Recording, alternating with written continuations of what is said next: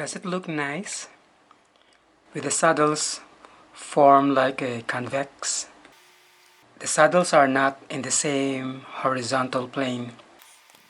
If I put a card on top of the saddles, you would see that the outward saddles are below the card, whereas the middle saddles, the saddles for the third and the fourth strings, are touching the card, or the card is on top of them, but the saddles for the other strings, like the saddle for the fifth and the sixth, and the second and the first, they are at certain distance below the card.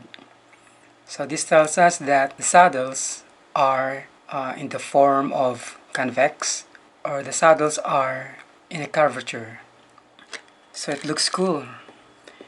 With the saddles in the form of convex, it conforms with or somehow it matches the curvature of the fretboard. And for you to be able to form all the 6 saddles in a convex or in a curvature, you must have all the saddles at a starting positions first. And those starting positions are discussed in a video that discusses about setting the actions of the string to follow or match the curvature of the fretboard or fretwires. The link to that video is given in this card. So click this card now for you to be able to learn about how to set the action of the strings of an electric guitar so that the action of the strings somehow follow the curvature of the fretboard. Here's the starting position to which you have to set each of the saddle before you can have all the 6 saddles form like a convex or in a curvature. Let's move in or zoom in closer to the saddles.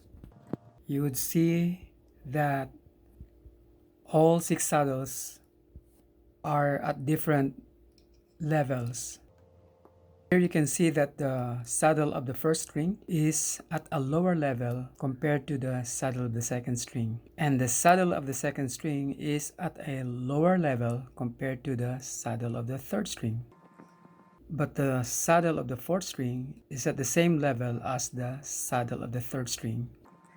And the saddle of the fifth string is at a lower level compared to the saddle of the fourth string.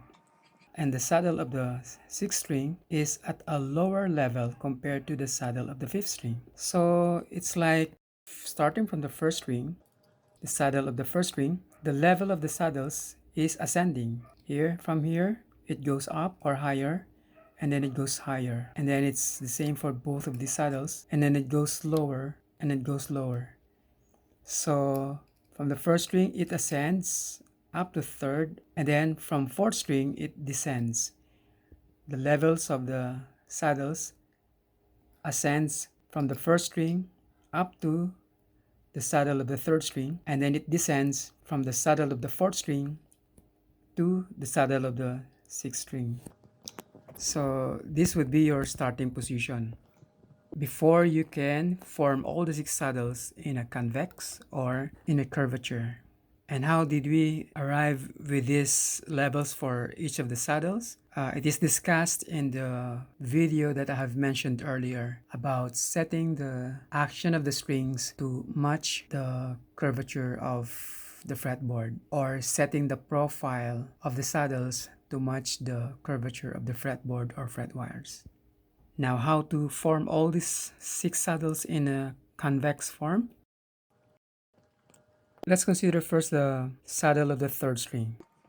This will be the highest point of the curve. So we'll keep this level and we'll bring this edge of this saddle for the third string lower, while we bring this edge of the saddle of the second string higher, so that these two corners or these two edges will meet. And we do the same for the second and the first strings.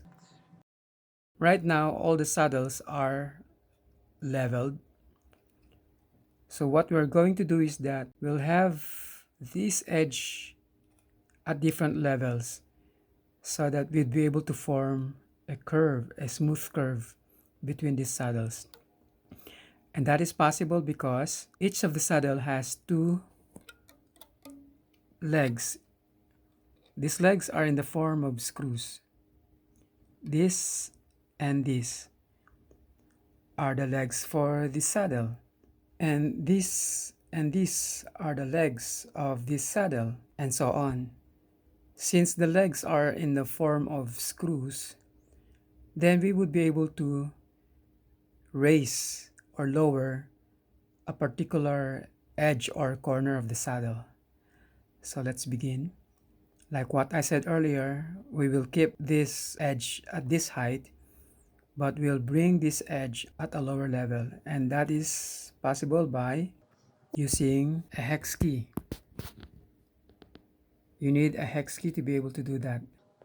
And since I will be bringing this edge at a lower level, that means I have to turn that leg to a counterclockwise direction. So watch carefully. Here you see it begins to get lower right there. And then I'll move to the saddle of the second string, to this leg. But I want to raise this leg so that it meets the other edge of the third saddle. That means I will have to turn this leg clockwise. Look closely so you can see that it begins to raise. That edge begins to rise up. Now it's at the same level as this one, almost. And then for this one, we'll have to bring it lower. So we'll do a counterclockwise. Now it begins to lower. And then we'll move to the saddle of the first string. We will have to raise this leg of the saddle of the first string to meet that edge of the saddle of the second string. And that is by turning it clockwise.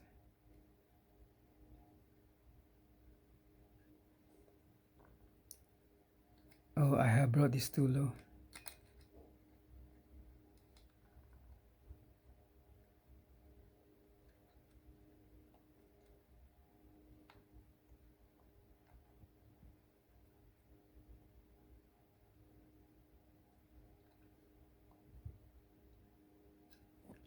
And then finally, this one.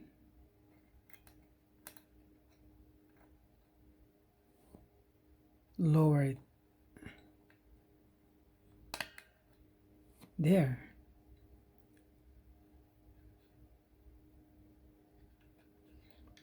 So as you can see, it's already smooth for this part, for the saddles of the third, second, and the first strings. Now it forms a smooth curve. And then for the other half, we'll do the same.